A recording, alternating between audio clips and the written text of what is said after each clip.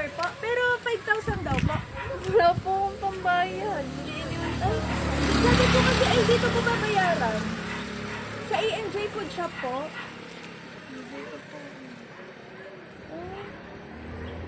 Order po kasi sa amin kahapon.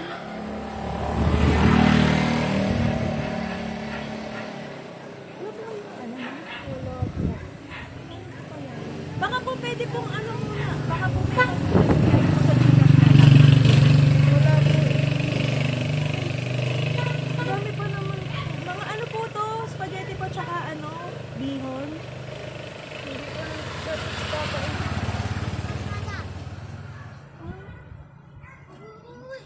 Wala po sinabi sa inyo. Wala po. Ano yun? Tawag mo na lang doon sa nagpaano. Baka naman mabayaran niya. Hindi, ano po kasi. Kaya nakabigyo. Paano po kaya yun, ma'am? Taga-deliver lang po kasi kami. Meron pa po kaming susunod na pagde-deliver. Hindi ko po alam kung paano. Yes, sir. Makakontak niyo po kaya? Opo.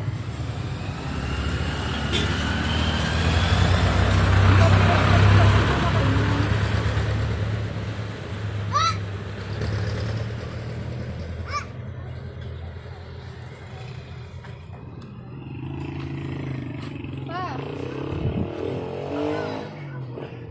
Ano daw? Ano? Yung order daw. Oo nga. Yung pambayad daw. Hindi ko alam yan. Aba, bahala ka dyan. Ano ba yan? Ba't sino ba may order dyan? Ikaw?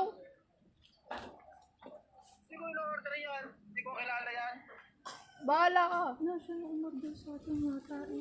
Bahala ka. Bahala kayo dyan. Kayo na-order yata niyan eh. Dyan naka-address. Ba?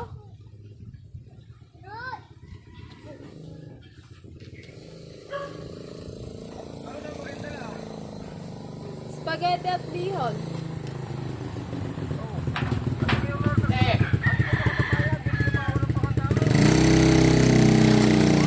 Surprise! Happy birthday po, ma'am! Ayan! Kami po, San Pablo City Car Surprise Delivery. At ma'am, may espesyal po na tao na nagpadala po nito.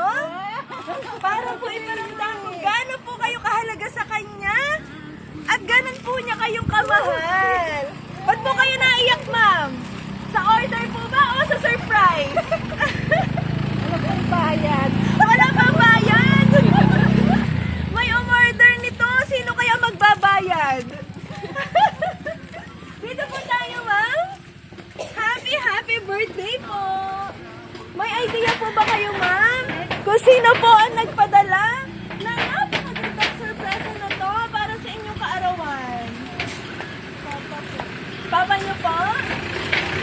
Paano kayo nakakasigurado na papa niyo ang nagpa-surprise na? Paano niyo po nasabi, ma'am? Ano po? Ewan ko din po. Naramdaman niyo lang, ma'am, na tatay niyo nagpadala? Ayan, babasahin ko po yung kanyang mensahe. Tingnan po natin kung papa niyo po ang nagpadala, ha?